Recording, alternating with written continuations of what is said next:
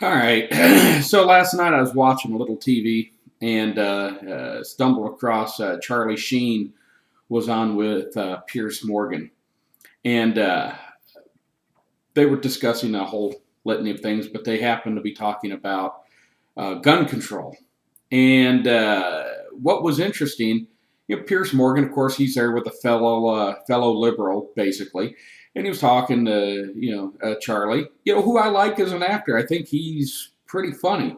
But what's interesting is, of course, Charlie Sheen, they were talking about guns, and Piers asked Charlie if he had any guns, and Charlie admitted that, he was a collector and had a number of different guns. Didn't go into specifics as to what type of weapons he had, but he said he had a number of guns. He was kind of a collector, but of course, Charlie Sheen is a convicted felon, and he even admitted, and said that, because of his domestic abuse, that they confiscated his firearms, and he hasn't gotten them back yet. But he is a felon. He's an admitted drug user. This is the type of person that honestly shouldn't have a firearm. Hence, that's what background checks are supposed to find out. Now, it was kind of interesting because, and I don't recall exactly how the discussion went, but Pierce asked him if he'd ever carried a gun, and Charlie kind of sidestepped it a little bit, and he goes, "Well, I have personal security, and they're pretty well armed." Okay, now see, this is the problem. This is the disconnect between these pointy-headed intellectuals, these famous types. They have no concept. See, Charlie Sheen has his armed private security. Rosie, the fat mouth O'Donnell, she's got armed security. Mayor Bloomberg, up there in New York, he's got armed security. All these liberals that love to run around and say, we don't need these guns, people shouldn't have guns, take them away. Most of them have armed security details. They have bodyguards. They're protected by the police or protected by the Secret Service. Again, Sidwell Friends, the school that the president's daughters attend, now they have their own Secret Service detail, and I understand the reason behind that. But the school itself, aside from the Secret Service, or I should say in addition to, the school has their own security, armed security. Of 1,100 students that go to Sidwell Friends, there are 11 armed security guards. That's one armed guard for every 100 students. Okay, now I can tell you, the school that my daughter goes to, they have, I think there's 1,200 people in the school, and there's one armed cop that is there the better part of the day. I don't know if he's there full time. I've seen him there a lot, and then I've also seen him not there. And somehow that's either enough, or we don't need armed anything in schools. But yet all these liberals, these elitists that send their kids to Sidwell Friends or send them to these private schools have armed security, have armed guards at the schools, protect, their bodies. Why?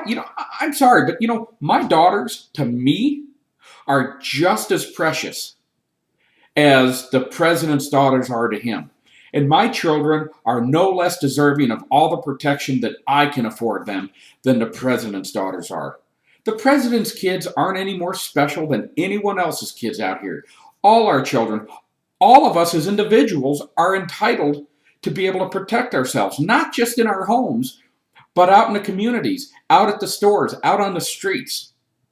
Crime doesn't just happen in one location. Crime happens everywhere. And if a person wants to accept the responsibility to protect themselves, they should have it. They do have it. The Constitution guarantees it, not just in the Second Amendment of the right to keep the right of the people to keep and bear arms. The people. Read that Second Amendment. It's not about militias. It says the right of the people to keep and bear arms shall not be infringed. Okay? That's what it says. You got to understand there's a difference in what they're saying, but the right to bear arms resides in the people. And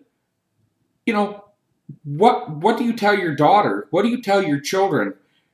If something bad happens to them, and you didn't have the ability to protect them or defend yourself. Look, I understand. Just because someone has, has the ability to carry a firearm doesn't mean that it's absolutely going to stop all bad things at all the time. But I can tell you, it gives you the opportunity to stop something before it happens. And it's a fact that, when there are the right to carry and have, concealed carry, the crime does go down. It's a simple fact. But, I don't want to get too far off, away from, Piers Morgan and, Charlie Sheen, because it's just such a prime example of the disconnect that these people have.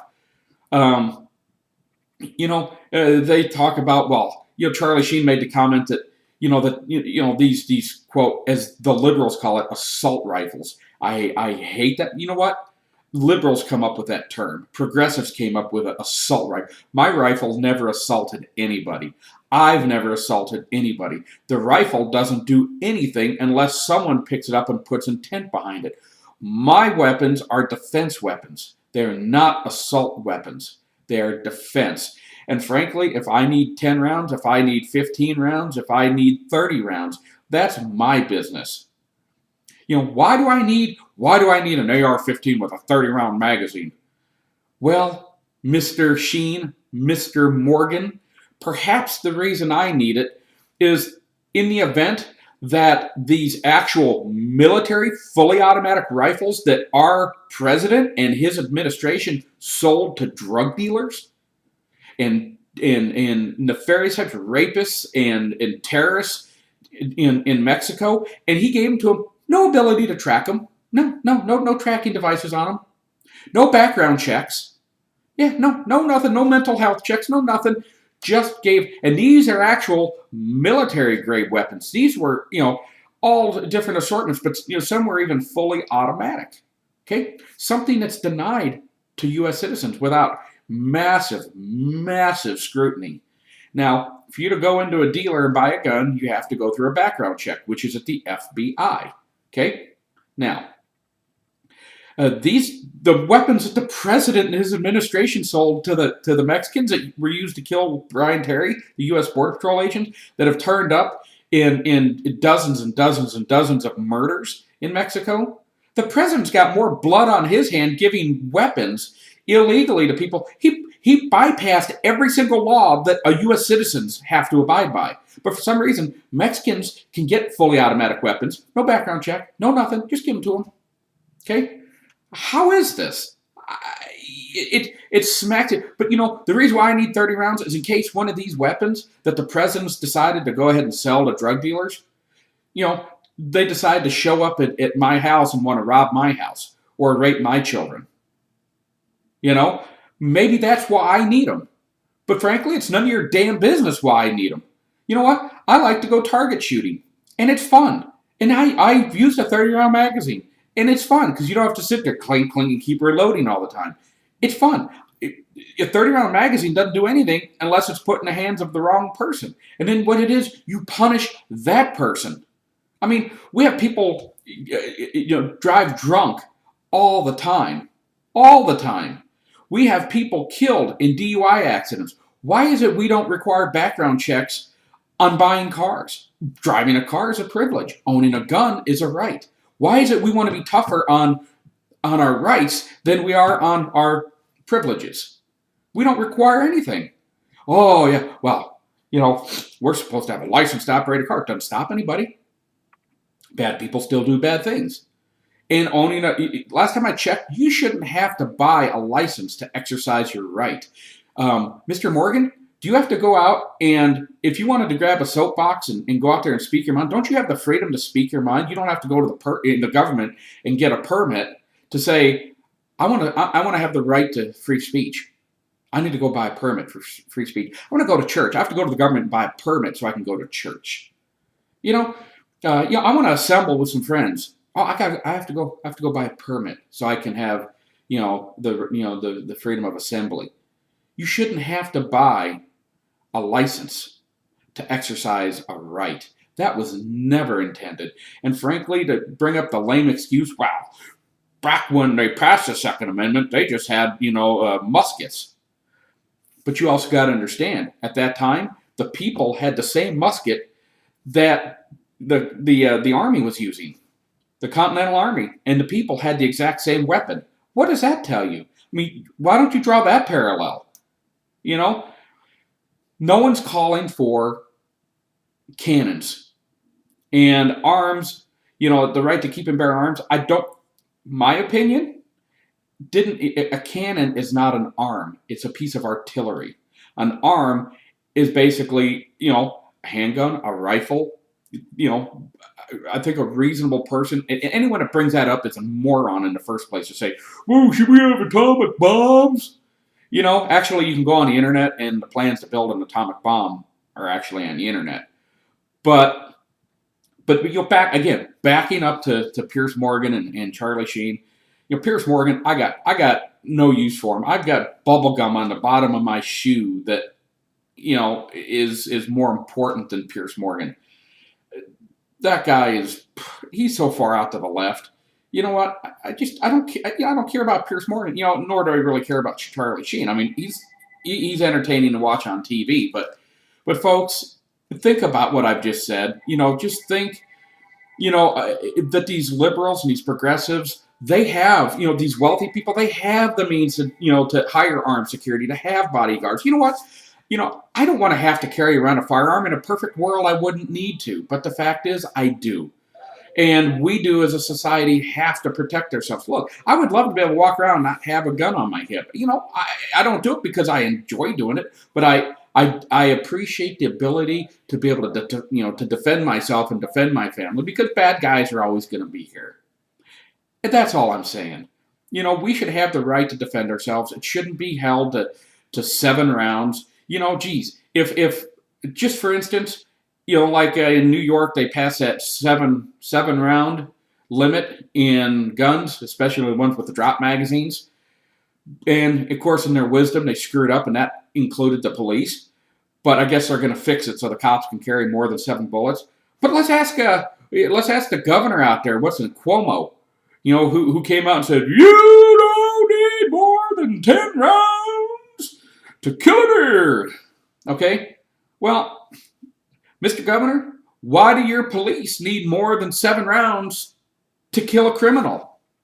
Why do police need more than 7 rounds? Huh? What? I mean, because after all, you passed a law, and criminals are going to abide by your law, right? The criminals won't ever have more than 7 rounds in their gun. So why does a police officer need more than 7 rounds to kill a criminal? Me personally, I have no problem with a cop walking around with an M16, you know. But then again, I have no problem with, you know, someone carrying their Glock with, you know, a 15 or 17 round magazine either. So, folks, just look, you got to put the emotion aside and look at the facts.